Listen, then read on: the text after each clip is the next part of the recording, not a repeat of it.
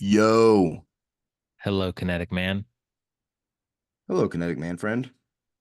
Kinetic Man friend. Um, Kinetic Man friend. It's a new mastermind group I'm starting. I didn't mention it to you because I'm gonna do this as like a solo endeavor.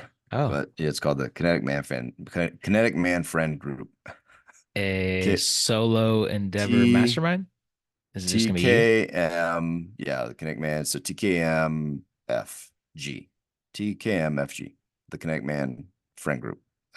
Maybe you'll get an invite, maybe not. I don't know. But it's gonna be awesome. Sounds awesome. Yeah, Sounds I know awesome. it does. I know it does. Is I is was uh is is Jesus gonna be a part of that group? yeah, he's invited. He's always invited. Yeah, I was invited. He's like the primary character. But Is- yeah, I was uh I was reading in our Bible study that a few of us are doing within the Connect Man and Luke 10. I was reading through Luke 10 and there were a couple verses in there that caught my attention and I ended up writing down in my journal. I was like, Jesus, the original Kinetic Man, the um, OG. the OG of the Kinetic Man. And Luke 10, for context, there's a couple things in there. It starts with Jesus sending out his disciples and he gives them instructions like, hey, like he sends them, right? Like not to sit in a circle around the fire, just the group of them and chit chat. Like he sends them out to go do stuff and things, right? He's like, go and do this stuff, and it's not going to be easy, and it's going to be hard, and go do it anyways because it's really really important. So that's how it starts. So he sends his disciples out, and then he there's a couple sections there where he talks about he talks about the most important commandment, which that's when they're asking, hey, what should of the commandments, what is the most important? And that's where we get the love the Lord God with all your heart, mind, and soul, and love your neighbor as yourself. And then there's the parable of Good Samaritan is also in that chapter. And so the couple things that stuck out in the story of the most important commandment, verse 28, Jesus wraps it all up by saying, because the man answered, you must love the Lord your God with all your mind, heart, soul, and love your neighbor as yourself. And then Jesus says, right, do this and you will live. And that verse stuck out to me. Do this and you will live. Right.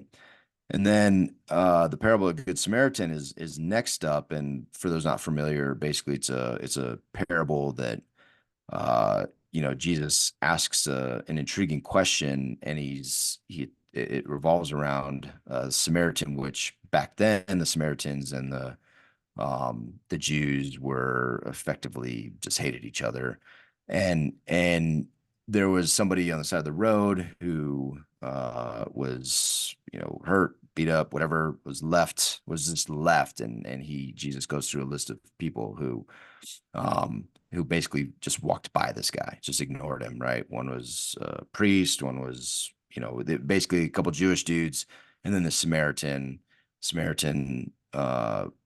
pays for this guy to be lodged, effectively helps him get back to health, and it's the story of the Good Samaritan, right? And it's this idea of I mean, there's a very complex story.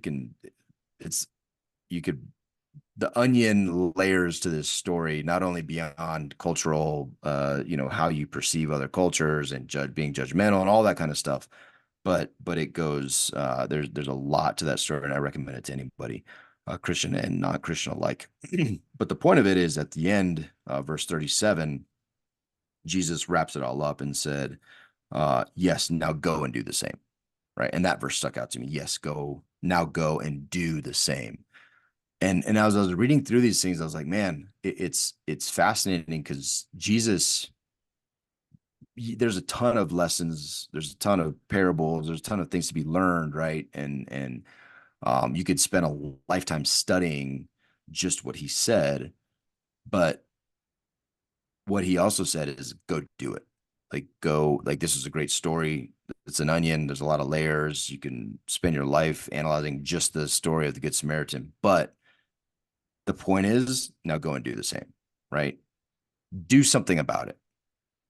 Be kinetic.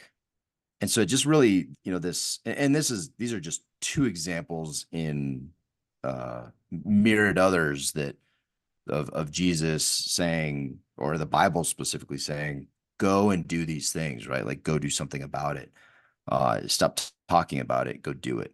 And so those, those two verses specifically from this chapter, from Luke chapter 10, just really like were a gut punch. It just made me sit back and be like, okay, like what are the things that I talk about? What are the things that I do? And is there a gap there? Is there a say do gap? And what do I Yeah. do about it?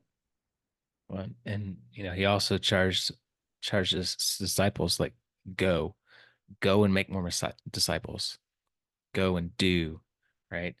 And then like, what do we all pursue at the end of our life when we're at the gates to hear, well done, my good and faithful servant, not well said or well talked about.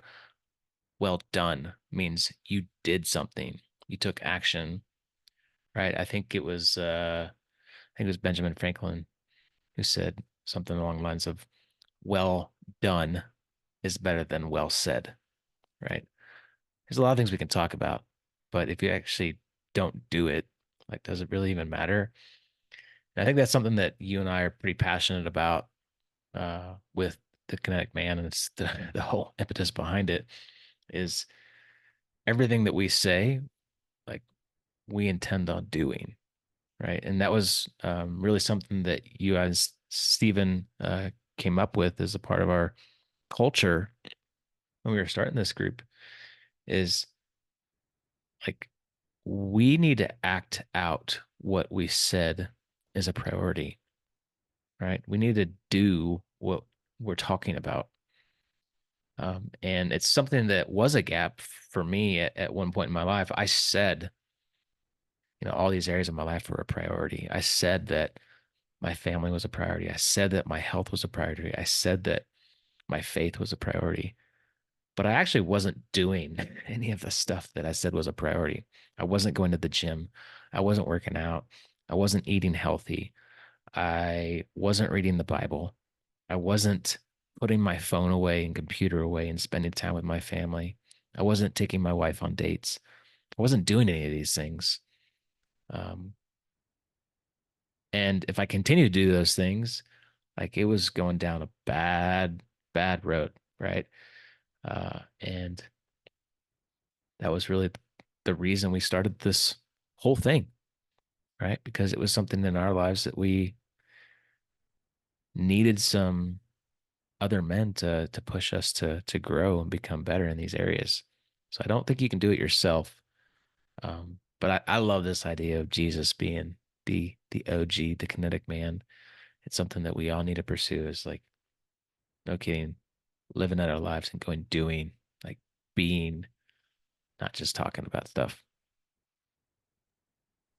Yeah, and I like I often do, I want to emphasize this is not just a Christian idea, right? Like No. we have something that motivates us and I'll always reference the or not always. I will strive to always reference the Bible and Jesus and my faith in the actions that I take with my life. But this is for anybody, right? Like, what is it that you want your life to be? What is it that you want to be remembered for? What is it that is important to you that you're passionate about? And while I fully believe that those passions and desires were put in your creation by God, um, regardless of where they came from, they're there. Everybody has these aspirations, these passions, these things and they should be much deeper than they are much deeper. You just haven't dug deep enough if you haven't gotten beyond like I want to make $1 million or something, you have something there that's more profound than that, a reason that you want to do these things. And ultimately, you don't have to believe in Jesus to identify those things. It's helpful and I think it's more rewarding and probably more truth based if it is founded in something deeper than yourself. But you don't have to, right? Like you can just write those things down. Like what is important to me? Just start there and start writing stuff down. And as you get deeper and deeper into that list, and as you think more profoundly about it, and that stuff truly becomes more important to you, then the list next to it is, what am I doing about it? And if there's no actions tied to it, that's just a great place to start. Like, what can I do about it? What is in the realm of possible? What would my life look like if I did do these things and I did pursue these passions? What does my life look like then? And that is independent of any kind of faith or belief system, right? Like, that is just purely, man, like, what impact do I want to make on this world in a positive way? And I think we all have that in us, right? Yeah. But ultimately, it's nothing. Words are cheap, dude. Like, it really, like, you can say, like, don't tell me you love me, show me you love me, right? And show me you love me with what? With time. Like, what does that really look like? And we can all do something about that. Yeah, dude. There's I just read this morning a newsletter article from Jordan Grummett, Doc G. We had him on our podcast. He wrote a fantastic book. He has another book coming out called The Purpose Code, and he wrote about this exercise that I think could apply here, maybe from a different perspective that he wrote it, but he gave this idea of go back in your calendar, go back, a week in the past, and just look at that calendar and take a blank sheet of paper and divide it in half and then document everything that's on your calendar, everything that made it on your calendar, and then write it on your piece of paper, whether that was something that you loved doing or something that you loathed to do. And then, tally all that up to see like from a week's calendar perspective, how many items on that calendar did you love and how many items on that calendar did you loathe? And just look at like how you're spending your time, right? Are you doing things that you love doing or are you doing things that you don't like doing? But you could do the same thing with like what's important to you, right? Look at your calendar, look at how many things on your list on your calendar you did, and tally those up of like what was a priority, right? Is your family a priority? You say your family is a priority. Did you do anything on your calendar that was specific to your family? You say that your health is a priority. You say that your faith is a priority. Look at your calendar. Was anything on that calendar last week matching what you say is a priority? It's an interesting exercise to do. It could be eye opening for you to maybe kind of shift some action items to get more aligned with things that you say are important to you. Take action. Take action. Go. Take action. Do. Yeah, man. Love it. Be Do. more Do be more like something. Jesus. Well, and even, even as a starting point, it's just a good exercise. Like, what do I really, what am I passionate about? What do I enjoy doing? Right. And just, I mean, just start there. Start there, take an assessment of your week, like you said, take that challenge and just see, like, am I where I'm at? Am I where I want to be? And if I'm not, then, like, don't let another day pass without at least make it a choice.